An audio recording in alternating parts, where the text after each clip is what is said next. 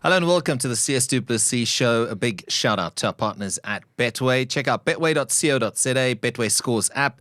And of course, with Chasing the Sun at the moment on, you don't want to miss any of that action. We've also got 2 tickets to watch the Springboks in action.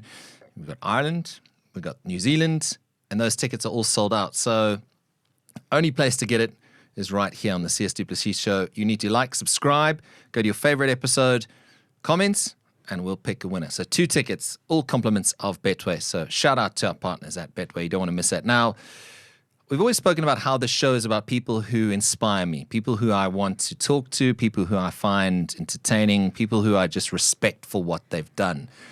And my guest today is someone who has done the remarkable. He is an incredibly talented human being. He's a wonderful human being who's doing things for good causes.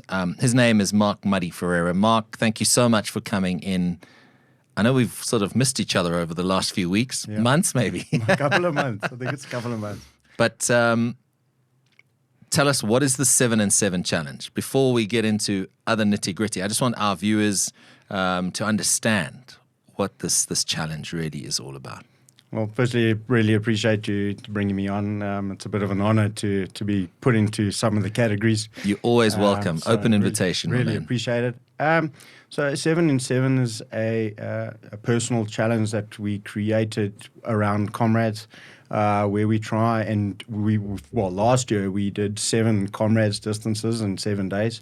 It's mad. It's absolutely crazy. The original idea was to run from Joburg to Durban and then in 6 days, and then run Comrades on day 7. Unfortunately, logistically, the roads are just unsafe, that route specifically. So we turned it into 7 Comrades distances in various towns that were obviously a lot safer to run in, a bit more space to at least complete those distances. But the added caveat to that was to be running with my friend Chaeli Mycroft, who was born with cerebral palsy. She's wheelchair bound. She is a quadriplegic.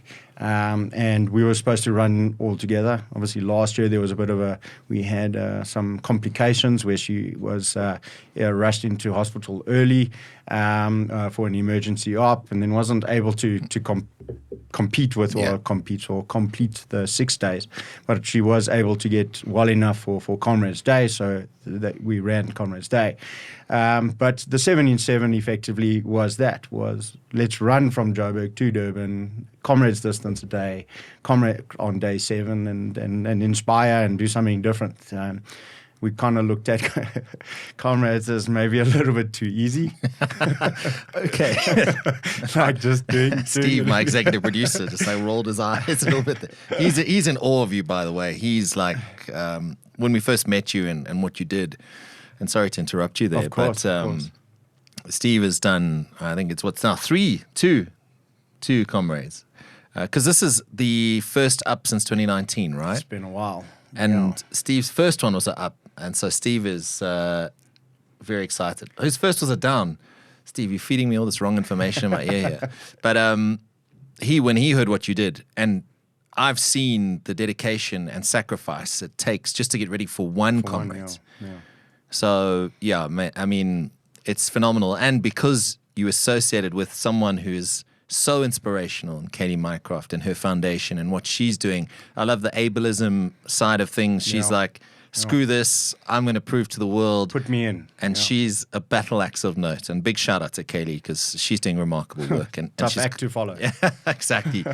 So you associate with Chaeli and you do this incredible thing. I can only imagine that when you complete the Comrades, that it's an incredibly special moment, especially, and a lot of people have told me, and I'm never going to run Comrades, disclaimer, I respect what you guys do. I think you're a little bit crazy at the same time, because it's hats off, it's 90 Ks, it's mad.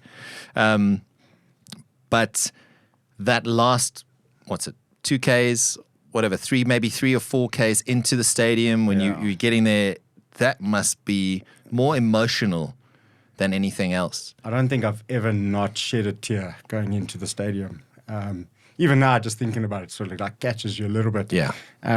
It's a journey. I mean, a lot of people sort of use those words, but you go through an array of emotions, an array of internal battles, like, can I do this? Was my prep right? What is coming next? How am I going to survive? Hit a bit of a wall. How am I going to get over that? Yeah. Like, no one has a smooth run. That's just unheard of. And if they say they had a smooth run, they're lying. Okay. I mean, you have to. You're going to hit a point. Yeah. But it's.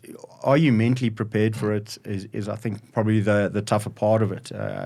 Putting in the physical work is probably, I reckon, the easy part. Yeah. But being able to not quit in a moment of distress or sort of hitting that wall, as they say. I think that's where the true Comrades essence comes from, is because it is an exceptionally long distance. And, running 90 Ks on the road, I think, is a lot harder than the 100-milers guys do on trail. And I think more from not because it's physically more difficult, but more that I think it's a lot more painful. Yeah. I think the repetition is there a lot more than when you're running on and off trail, and your body's taking a lot more little your mind small is nuances, and your mind is engaged a lot more in terms of trail and these beautiful mountains. And I love the trail running. It's such peace, and it's tranquil, and you can go the extra mile. But I think running that distance on the road is a little different. Yeah. So to try and do 100-mile on road is almost that's ridiculous. Okay, well, let's see. Yeah. I'm like, just careful what you say there. Yeah. Look, I admire everyone who starts the Comrades, prepares for Comrades, because hats off to you. I mean, and good luck for this year's event, wherever you are in the world, because, I mean, it's truly a special race. And you don't just get an entry. It's not just start. You've had to qualify. You've had to prove that you're a certain level of runner in order to get to the start line. So just, absolutely, like you say, just getting to the start line, you've achieved something. Take me there. Start line of Comrades. We'll get to the 6 before that, but I know you and Chaeli, and she's in a little buggy sort of thing that you push, right? Yes. Is that just for people that don't or haven't seen Muddy and Chaeli do their thing? You get a bit of a head start. Yes. That adrenaline must be pumping, because from what Steve's told me, Louis, all the guys that have run, Mark Rolls, there's this nervous energy, the night before you probably can't even sleep, and you're out in front, and it's go time. Yeah. And you're faced with this distance. Yeah. Just take us there. What's going through your mind at that point? So we get given an opportunity to start in the front. We get given, I think it's 15 minutes prior to the pros. Just logistically, it makes more sense. It's a safety factor. Yeah, absolutely. It's a safety factor. The reality is you've got 20,000 runners. Yeah. If we stuck in the middle, say in the pen on G seeding, a lot more people will get hurt trying to get over Chaeli's wheel in the front. We're a bulky team in that respect. So with the lead out to the front, it's a lot easier for the athletes to come past us. Watching elites come past at a pace you cannot imagine. When you watch it on TV, you don't get a sense of how unbelievable these guys are. We had a really cool moment last year. Ferreira just won 2 Oceans, but she ran past us and gave us a cheers. And wow, that's cool, man. Which is really cool. She's phenomenal. She's mind-blowing. Yeah. So I get emotional about I these can kind of see things. that, man. And in those moments are what carry you kind of thing. So that was super, super cool. But I can see what this means to you. Yeah. And I appreciate your honesty and sharing with us, man, because you're a superhuman, bro. Like, you are a superhuman. It blew my mind. And then now, as I've learned more about Comrades, I mean, growing up in Natal, you've always had, being a Durban boy, it's there. Same as Doozy. You never really, you take it for granted. Sure. And now as I've got older, I've seen. So hats off to you, man. Thank you, man. Really. And feel free to get as emotional as possible, bro. It's it's next level, man. I'm quite an emotional guy. It's like tends to sit on the level there, so it will come out. I don't often give speeches because I'll just. You should do a talk. You should be out doing a corporate talk, man. No ways. I'll leave that to Chaeli. She's the funny one. She does have a wicked sense of humor. She's got such a good sense of humor. And that even that on Comrades Day or any time we run, to be honest, is a saving grace in a lot of respects. She understands how we work. When I'm running, she knows when I'm in trouble. She's able to sort of help get that energy back and knows when to give me a moment. Yeah. And the connection's really, really strong, and it. Everyone assumes Kay's doing nothing. Guys, she's working. Yeah, she's working. She's seriously working. And both from a mental aspect as well as physical. There's a way that she rocks within the chair when we hit bumps, how to manage it, how to give momentum to the chair. Yeah. So you don't see it, but there's subtle assistance that she's putting into every effort. Is that something that you had to learn over time? Like when the first time that you guys went out together, because as you say, our roads can leave a bit to be desired at times. Absolutely. But is that something, that connection, that was instant, or was it something that did come over time between the two of you? I think it evolved. Yeah. I mean, like anything, it's like if you drive your car, the longer you drive it, you far more adapt to. Like a learner driver is definitely not going to have the experience as a driver for 20 years. Absolutely. So no, I definitely think that comes. But there's also a sense of trust. Yeah. Over the amount of marathons we have done and runs, it gives her peace of mind that if I'm going in a direction, she knows there's a reason for it. I'm seeing something, or so she can trust it. Yeah. I think it's difficult for her when it's a runner keeps changing. So like this weekend, I wasn't able to do 2 Oceans, and she had a runner that had ran with her and actually had finished the Comrades with her. Yeah. So Chantal, so a big shout out, well done, guys. Yeah, that's amazing. But it comes with a bit of time, and you get better with it, to be honest. It would be nice if the chair was lighter. Take me now to 15 minutes are up. Yeah. Chad has gone past, she's giving you the thumbs up. Yeah. Where's your body, considering now you've done 6 before? Yeah. This is the 7th, and that probably, I don't know if the adrenaline is starting to fade a little bit and the reality is setting in, or tell me where's your head's at, and what are you looking at now? I think what you're trying to feel, like what I remember clearly, is like where are the niggles? I remember towards the end of the 6 days, I was having a little bit of a niggle in my right Achilles, and I thought, sure, but that's from the sheer distance. And strangely enough, it was actually from my shoes. Oh, wow. And I ran in multiple shoes just to create little nuances and changes that my body for 600 Ks wasn't doing the exact same thing. A lot of guys will tell you don't change your shoes, keep to the same one that works for you. But over that kind of distance in such a short period of time, I was actually looking for difference. Yeah. I wanted, one shoe be a 8 mil drop and another shoe being a 4. So that everything, the body's just doing slightly little changes over so many kilometers. And funny enough, the back of my shoe was too high. It actually was pressing into the back of my Achilles. So it wasn't actually the mileage. Yeah. It was like a pressure point happening from my shoe. So on Comrades Day, I ended up putting my shoes on before we left where we were staying, put the ones that I planned to run with, and it just pressed into my Achilles. And I was like, no, this doesn't feel right. Fortunately, I had, obviously with the other pairs, but I had an old pair of shoes that I had done multiple irons in and Comrades with, and they were like I had run them dead. Yeah. But I put those on, and they were the most comfortable in terms of how it was pushing on my Achilles. I put those on, and I was just like, okay, this is like a little bit of heaven. I think in my mind, I knew my bottom of my feet were going to hurt a little bit because the cushioning had been taken out from the mileage. So my mind, where you're asking was, okay, firstly, my Achilles isn't hurting. Fantastic. We're on the same page. Yeah. Cool. All right, I anticipate the bottom of my feet to take a little bit of a pounding and don't have the same sort of cushioning a new pair would have. And all I was thinking was, how is the body reacting? And it just actually got stronger and stronger. So like after 15 minutes, the pros come past you, a rapid pace. You're checking your time. Don't try keep up.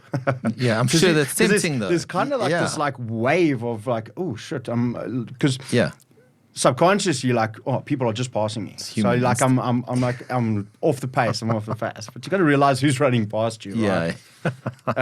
So you kind of like, no, don't chase it. Stay to your numbers. Stick to your numbers. And we had the gentleman that ran with us, phenomenal like Comrades runner, and his pacing was unbelievable. And he just assisted us along the way. Yeah. He was like, okay, cool. Muddy, Kale, so this is where we need to be. This is where we need, cool. We'll get to this point. We at this average pace, guys. We've ticked the box. We're good. So, and that's vital. That pacing sort of. That was our saving grace, to be honest. At that point, I'd done several Comrades, but not as many. Yeah. And it's always been a case of how quickly you want to sort of finish this. But I don't think I've ever done Comrades. Just Comrades. Yeah. I've always done something stupid, sort of leading up to it. So to have that experience, that was peaceful. It stopped. I didn't have to think. Yeah. That also helped. We stayed in the moment. It was, Chaeli, how are you feeling? It was a little bit chilly in the morning. So like you start focusing on different things than the race, and that became fun. Yeah. I had a lot of colleagues, or I wouldn't say colleagues, but like friends from and support that were through the whole week. And the Benoni Northerns guys, because I live in Benoni, were told by friends of mine, like, when you see these two, give them a shout out, give them a cheers. And like every couple of minutes, like, Benoni Northern is probably one of the biggest crowds, I think, that go to Comrades outside of Nedbank. They're a seriously big running group. And I would just get like a, Muddy, and don't know who they are. Yeah. And you're just getting, Muddy, Chaeli, keep it going. Andrew says, how's it? Oh, that's brilliant. And off you go, and you'd get for 30, 40 K. It's just like constantly people coming past and giving you a cheers. And then someone would, towards the end of the run, we would get to another bunch of guys like almost looking like they want to quit. And then it would be fun, because then we would tell them what we did. Yeah. And then there's all of a sudden a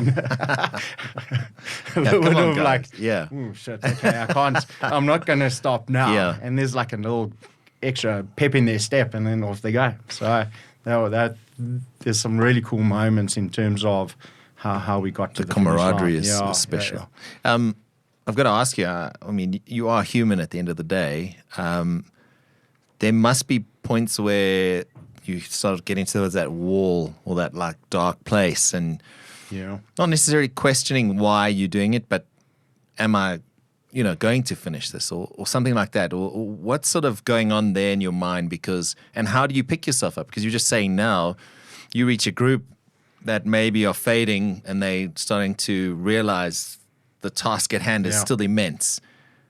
Then they look to you for that inspiration. But sometimes I imagine you also going through like, oh my goodness, this is tough. And considering you've done 6 before, it blows my mind. So without being a little bit modest here, but on Comrades Day, funny enough, I didn't have that moment. I had that moment on day 2. Okay. There was a moment where literally I was about to pass out. First day of running, I didn't manage my hydration. Okay. And then day 2, when we started running in the morning, it was -7 in Bloemfontein. At 4 in the morning. It's a different cold, it's something unbelievable. Bone chilling. I've never actually experienced it in that. Now, you've got a Comrades distance. The legs aren't as strong as they want. And, over those kind of distances, over time, you actually get stronger. So, like, we got stronger as the week got by. But day 2 is probably when you're going to be, I would assume or how I felt at least, was my weakest. Yeah. Mismanaged my nutrition and hydration. I had signs of dehydration. It's -7. So now my body's working even harder to stay warm. And I just got worse and worse and worse, to the point that I had to be pulled off the road, had a nap, and then reassessed how we're going to achieve this. And that was when I was like, in those 10Ks, -7 in the morning, got buffs everywhere. My eyes are the only thing coming out. I'm hands in my sleeves, just like I didn't even look like it. I couldn't have looked like I was even running. It must have looked like I was, everyone on days after Comrades climbing down the water. I must have looked like that, and that was my moment. Yeah. So I got through that, and having already dealt with it, made Comrades Day. While I may have gone through it, I mean, like it was so much less than what I had already done. So I don't feel like I experienced that on Comrades Day. So I think it gave me a lot more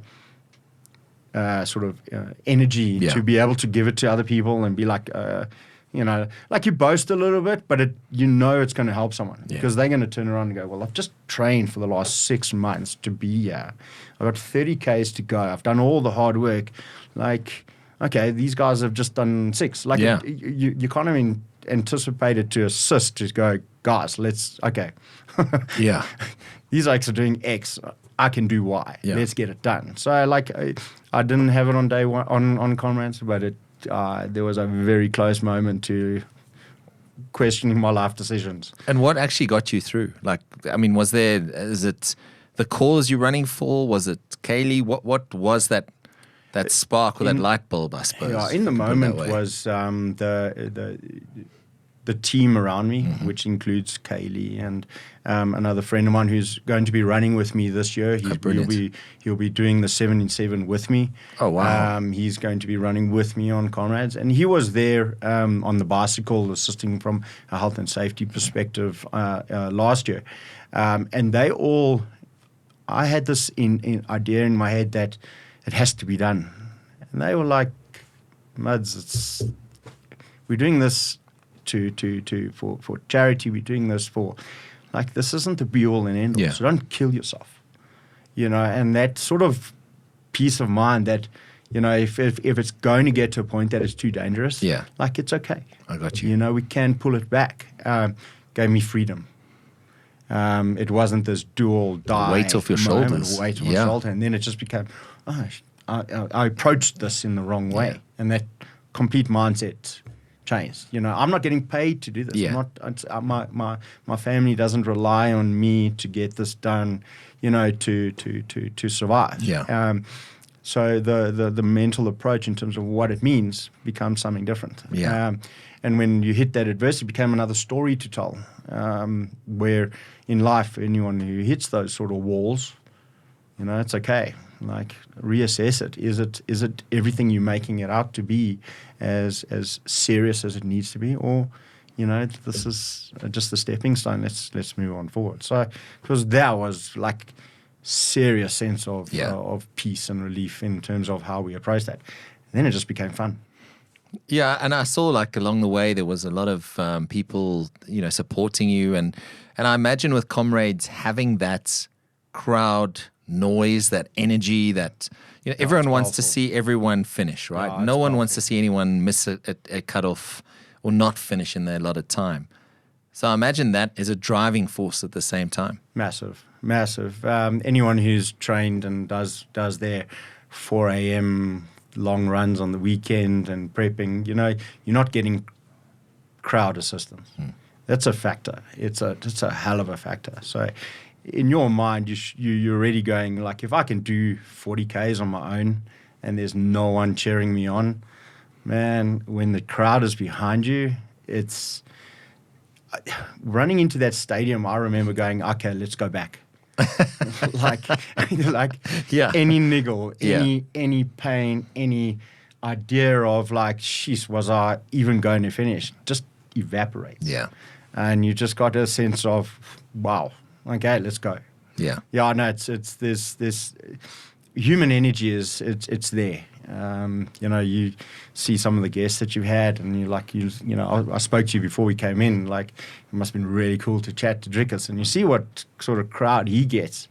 And he feeds off that. Absolutely. And that kind of idea. So, like, that's a massive thing. It's a massive thing. So the best thing about Comrades is, I don't know how they do it, but 90 Ks of just streams of people. There's very, very few sections where you don't have someone cheering you on. Thousands of people are going to hit a wall, or is it also bonking? You know, like they say bonking in cycling? Yeah. Is it the same in running? I suppose hitting the wall is the same thing, right?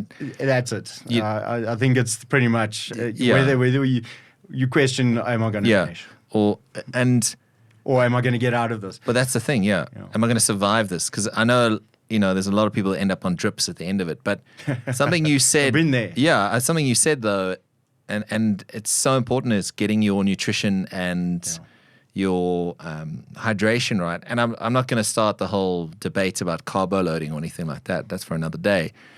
But I imagine your body needs as much energy and nutrients as possible to get through that, because it's 90 kilometers of mental and physical graft. 100%. Look, like you say, we can get into carbo loading and stuff like that. I think one of the biggest one is hydration. Yeah. I think your body has enough calories, I think, in it to survive. But they often do that little thing. You can't survive without water for 3 days. You can survive without food for 3 weeks. You can survive, and so on and so on. The most critical one, you can't survive without oxygen for 3 minutes. Sure. So outside of oxygen and hydration, effectively you're going to carry on for 3 weeks. Kind of idea. So I think hydration is absolutely paramount. A lot of one that people, I believe, don't put enough into is understanding the electrolytes. So like salt loss, just taking in water, I feel like it could be dangerous. Yeah. You need to have the right minerals that go along with that, so that you can at least hydrate the system a bit better. And over the years, I've learned a lot more how my body reacts. Yeah. Because everyone's body's different, right? Exactly that. Exactly that. And I think the most important thing is you got to try things out. Go for runs, test certain foods. Don't just take it as a given that, it must be this. Or some people do exceptionally well on carbs. Some people do exceptionally well on protein. Others do exceptionally well on fats. But you got to test what works for you. And that takes time. Yeah. So test it. Absolutely. And I suppose that's what you will do for someone maybe who's preparing for their first Comrades, is firstly partner up with a club or some people who know what they're doing, right? I suppose you have to be affiliated to a club and give ASA. some guidance. Absolutely. But then in your journey to your first Comrades, it's about finding what works for you, from the shoes to... Absolutely. I was blown away. Steve, sorry, I'm throwing him under the bus here. The amount of Vaseline he uses, I did not know that you literally have to... like you see those stunt men who are covered in, I get that sort of image where it's covered, but like those are lessons, and sometimes incredibly painful lessons you learn along the way. Yeah. So one of the best things I learned from that, like, works exceptionally well for me, and I find it weird, like, runners don't use it. The least chafed people on the planet who do distances that are ridiculous are Ironmen. Yeah. Because the water, the cycling, the running, I mean, it's... And they get exposed to it, but they don't get chafed. And I found it's how they kit. So my kit is, I have a compression top under my vest. Okay. So that there is no movement against my skin. And the same with my shorts. I've got ski pants, very similar to what I would to an Ironman underneath. Limits so that covers the quad sort of thing up to the knee? Just above the knee. Okay. Just above the knee. Right. So that it doesn't chafe between the legs and stuff like that. And the same, like a lot of people, you see a lot of guys at the end bleeding from their nipples. So, you don't see ladies because they've got sports bras. So like gents, like like learn something. Yeah, you can get away with it if you just limit the skin.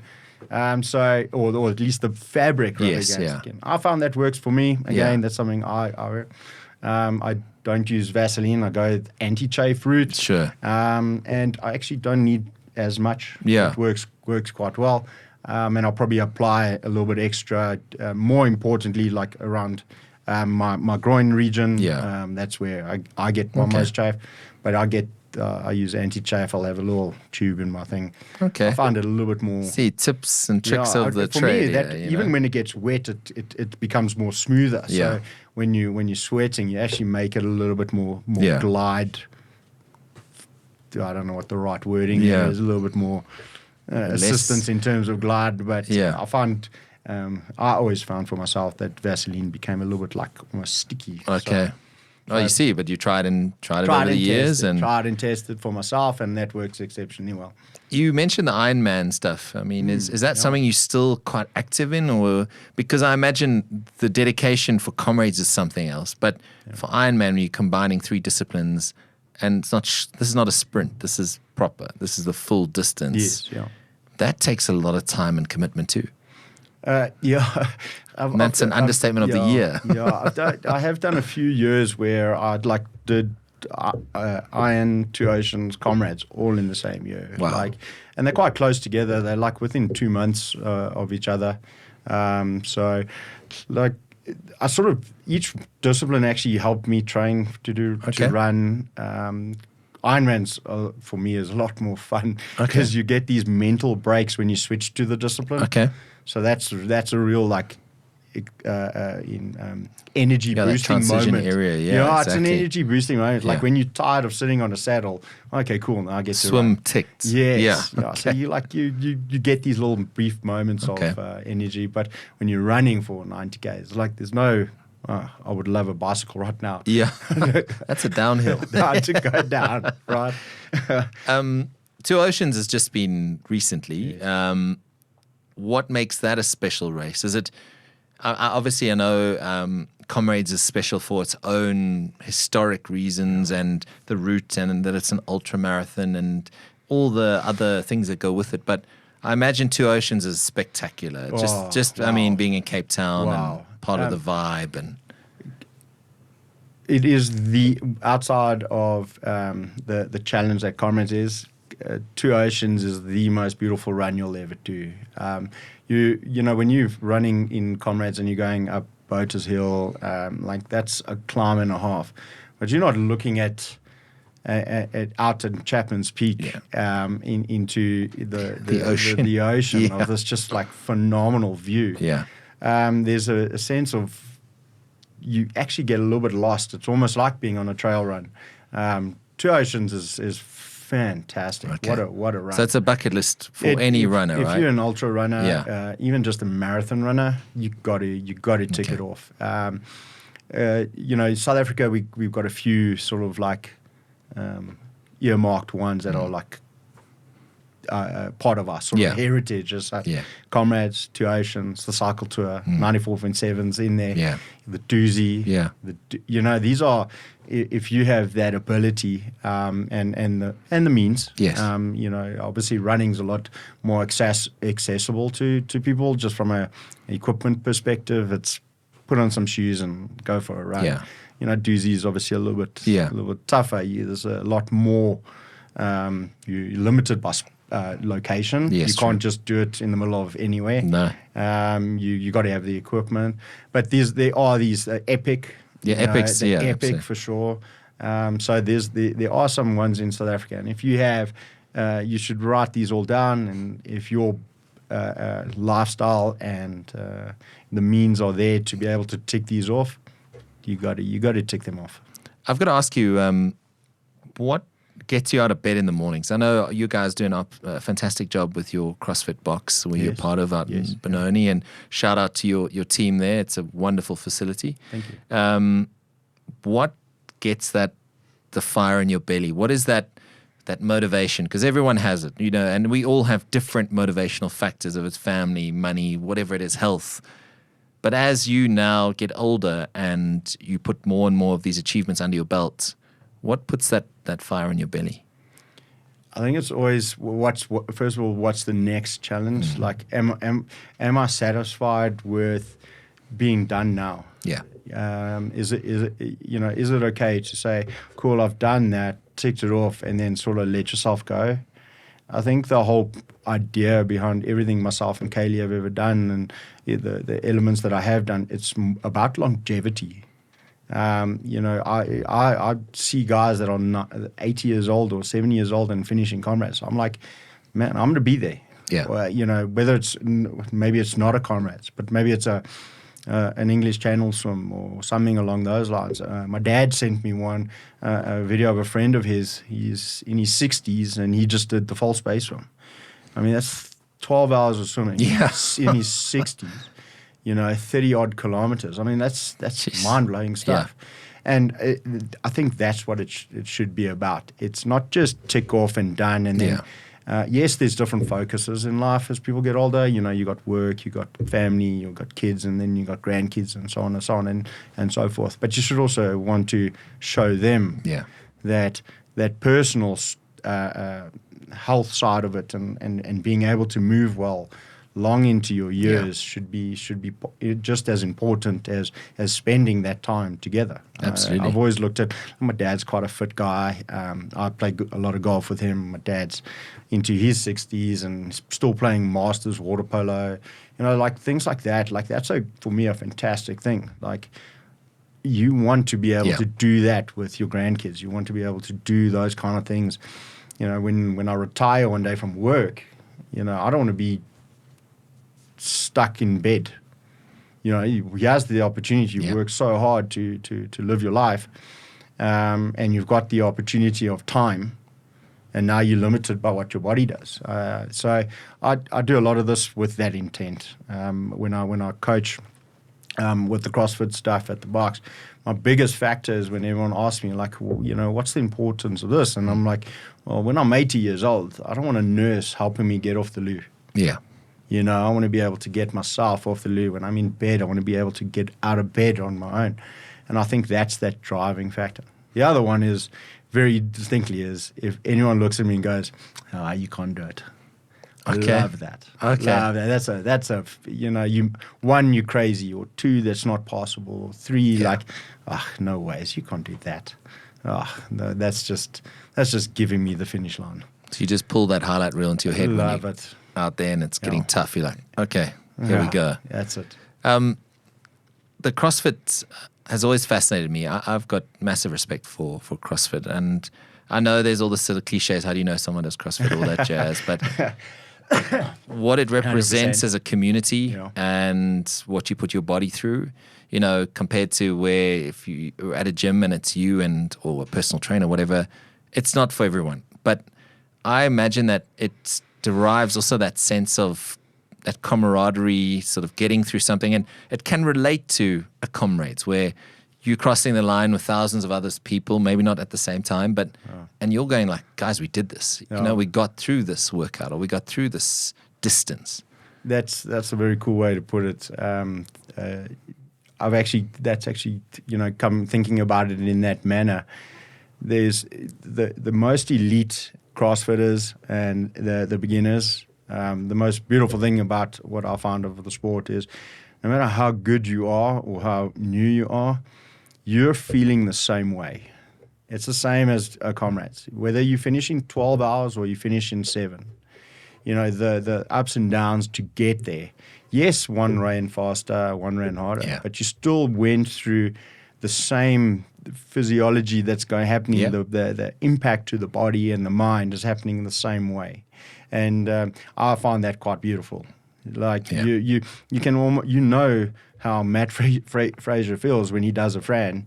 Yes, he does it in freaking 2 minutes. Yeah, you know, like that kind rock of thing. Star. Yeah, but it take you 7 minutes, but you're going to have the same heart rate through the roof, the same forearms pain from holding on and things like that. So like there's the only thing that happens is the more you train, the more you do the work, is you either get faster or stronger, but you're still actually, the day you walk into the day you stop and that very last workout, you're still going to be gasping for air in the same manner. It's just a question that, did it faster and I did it stronger, but the feeling's the same. And that's it's a little bit poetic in its own manner. So, but I can see the link. You know what I mean? Like, and it's hell of a fun. Like you talk about community. I don't know many sports where you can be like on top of someone while they're doing a workout and helping them get to the finish line. Comrades, yes, you got people at the end, but your competitors are finished. They can't run. They don't get to run 20 Ks back in and then help you get to the finish line. Whereas, in certain workouts that we do, you've got the guys that have finished quicker, and the best of the best in that moment are helping you finish. Yeah, and that's really cool. Yeah, someone who started off from the bottom baseline of the CrossFit stuff, and I always felt like it was initially a bit intimidating because you could see, oh my goodness, they're doing this pull-up and they're doing this, and you're like, I could never do that. Yeah. But eventually you get to a point where you can see the progress, and they are feeding back that energy. And I think the same with doing Comrades, feeding off that energy, putting your body into that uncomfortable place, but then the elation of finishing and knowing what you've accomplished. Yeah. That's just on another level. 100%. Even if it is a 7-minute workout compared to 90-minute Comrades. I think I've done some 7-minute workouts where it hurts more than 7 hours of running. Maddie, I've got to ask you, a little while ago you were flirting with the idea of a swim. Yes. Is that still something you look at? Is the Robben Islands? Oh, it is. Okay. Certainly, Please sort of is. share the thinking there. Yeah, so I'm definitely putting a lot more time in the pool. It's actually been helping me quite a lot with the running. Okay. It's very controlled breathing. So is the cross-training something you recommend? Big time. Okay. Big time. Not just the mileage on the road? No. Okay. I'm a big advocate with swimming. I think swimming is probably one of the most controlled manners of aerobic capacity that you can bring across to any sport. And it's low impact. Low impact. Yeah. I reckon if you could get Michael Phelps, even Natalie DeToy as an open water swimmer, into running based on their aerobic capacity, on how controlled they are in the water, their bodies just learn to use oxygen so much better. So I seriously advocate, if you are trying to get fitter and stronger, and you want that ability to carry through, start swimming. Okay. It's so extremely controlled. Yeah. And like you say, it's low impact. You can, if you're injured, you can still hold on to a significant amount of aerobic capacity without having to continually add damage if you're injured. But the cross training advocate severely. The Robben Island swim, I've done a few crossings. It's the one thing that scares Chaeli the most is, and I mean, it's understandable. Yes. It's understandable. So like I say, she's quadriplegic, she's wheelchair bound. You can imagine she has no safety net in the water. Yeah. And I think the fact that it scares her is a bit of a motivator as well, because here's someone who's just ticked boxes of stuff that scared her. And here's another one. Yeah. So I don't think it's been done, a crossing with towing someone.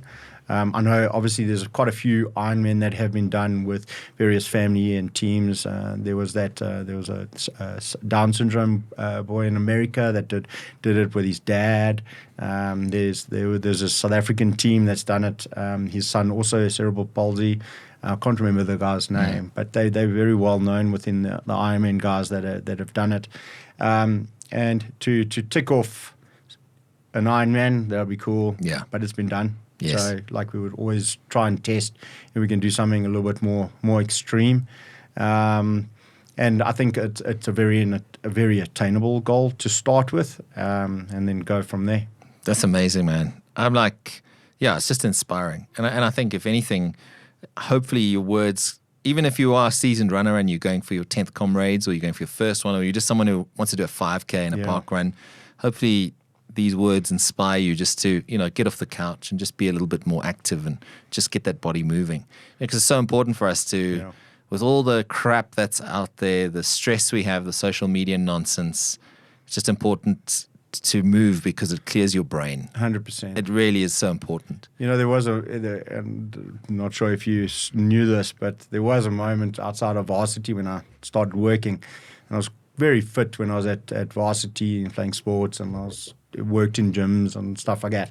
And then when I finished varsity and I landed my first job in the construction industry, which was what I do, the amount of energy that I used to burn per day and what I could eat was negligible. Like, it didn't matter. I could just eat what I wanted.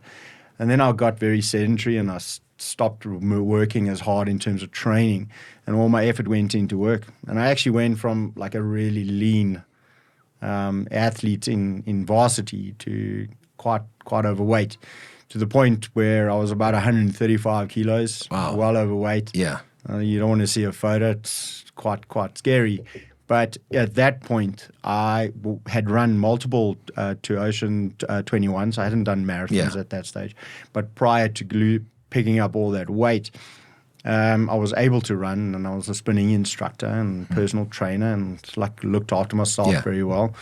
Changed the focus and forgot to look after myself in that moment, to the point where running 5Ks wasn't possible. Yeah.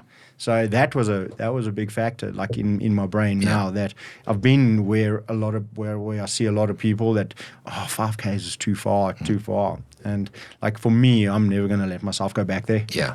And it's part of that motivation, because I've been there. It's part of your journey, though. It's not just the situation, gifted, lean, go, run.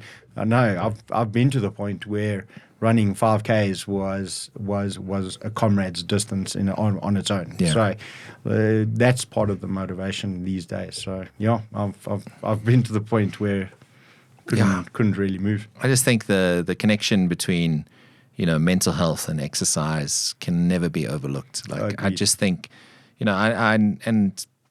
I'm not going to obviously give all my theories or anything, but I just think the more active we are, if it's walking your dog every day for 3Ks or whatever it is, compared to just sitting on the couch watching TV which is so easy. It's easy, days. Especially in winter. Yeah. Fire's going or whatever it is, or you warm under a blanket. You don't want to get out.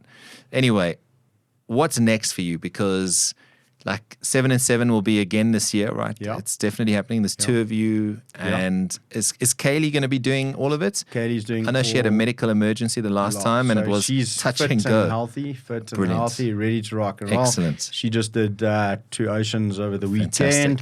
weekend. It is we have adapted it a little bit this year. So we won't be doing a full Comrades distance a day. However, we will be doing an ultra distance. Okay. So we will be doing between 50 to 55 Ks every day. The reason behind that was last year when we did the Comrades and distances, and I would run all day long. And because Chaeli wasn't with me, she was able to do social engagements. And you'll see on some of the videos where I'm pushing some other kids that have disabilities in wheelchairs, and seeing how they've run. And then we would go to schools, and Chaeli would do some motivational talks and explain her story. But while that was happening, I was running. And what we realized is it's as important to do the physical stuff as well as those engagements. And if we're running for 12 hours, we're not going to get to that part. Absolutely. So we adapted it a little bit this year. We'll do 6 ultras for the 6 days, with Comrades on day 7, but to allow us to do social engagements along the way. I think it's such an important message that comes with what you're doing. It's not just about the physical side, and spreading the word. Yeah. Chaeli's got her foundation. There's a website, on social media where you can check it out. But I imagine that moment when you are pushing another disabled kid, that is feeling like, oh my goodness, that I think it was a video that you shared. It's the first time I've actually moved like that or experienced it. And I must be honest, Steve and I watching that, we were a little bit choked up just on that. Yeah, it blew my mind. Yeah. We spoke about it earlier. You asked, would I hit the wall? And I said, no, day 2 was the most hectic. Those kids were on day 2. Okay. And I think just by the grace of what happened, it couldn't have been scripted better.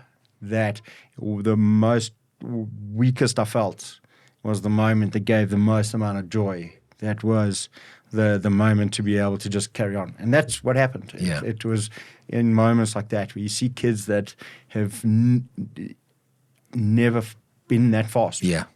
or didn't know that was even possible, and you got to do that was very, very special. So this year, as though I just wanted to put out please. there, we're trying to, when we move to various cities and towns, we're going to spend 3 days. Our first 3 days are going to be in the Joburg area. Okay. We're going to spend 1 day out in Benoni, and then we're going to put 2 days out in the Cradle. And what we're going to do is have a 10K loop that we will then run multiple times. But we put it out there for anyone to join. And brilliant. At any point, if they want to, they can come and do a 10K. They can do all 50Ks. They can do however many they want. Amazing. Of the loops. That's what we're wanting to do. And then a big one is the 7 in 7 is we're putting it out as a challenge to anyone. Similar to Nelson Mandela Day, 68 minutes of we going, okay, commit to doing 7 days of something that challenges you, whether Fantastic. that's a 5K a day for 7 days, that's walking your dog for 7 days because you just haven't, not touching social media, I don't know, whatever that sort of idea that could help you improve and add to your lifestyle as a benefit, and as those around you. We've now putting that challenge out there. I'm a big advocate of turning off social media for a couple of days at a time and just setting a time limit on there. But that's for conversation for another day. Where can people find out more about this? I know Chaeli's got her page, her website, all that. Is that where all the information will be? That's the best space to be. We're talking about social media. I don't have any. Yeah. I don't. Sensible man. I'm not on any of that. It plays its part, but yes, it drives me crazy at times. I do miss out on a lot of information. Like there's events where that's where they give you the information for it. So like you say, they are absolutely pros. There's certainly some cons to it, but with the information, follow Chaeli Mycroft, follow the Chaeli Campaign. The website will have links to the various areas. Is that ChaeliSports.co.za? ChaeliSports. Okay. There we go. Those are there that you can sign up to do the 7 in 7. Yeah. Tell us what your challenge is, what you want to do. We're trying to raise funds for all the Chaeli cottages and the things that the Chaeli Campaign has done. I mean, the Chaeli Campaign has been around for 20 years. It's incredible. It's I love that story. Phenomenal. Yeah. This is their year 20. Oh, brilliant. So it ties in quite beautifully with what we want to do. So they do help a lot of people. So there is a donation fee to join as part of it. But trust me, that money goes to some really useful places. Muddy, thank you so much for your time. Yes, thank you so much. It's an honor and a privilege to be able to, listen to your story. And I honestly think you should join Chaeli on these talks more often. But all the best. And cry too much, man. And please let us know how we can get involved, where we can help, because as I say, you guys are doing a remarkable job. And 6 ultramarathons in a row, and then to do Comrades. You're superhuman, so keep up the incredible work. We're going to be grabbing Steve along with us anyway. So. There we go. Thank you so much for watching the Sias du Plessis show. Thank you to our partners at Betway for powering the episode. Like and subscribe. Remember, we're on Spotify, we're on iTunes, and on YouTube. And you can win those tickets to watch the 4-time world champion. So don't miss that. Like and subscribe now and comment on your favorite episode. We'll catch you again next time.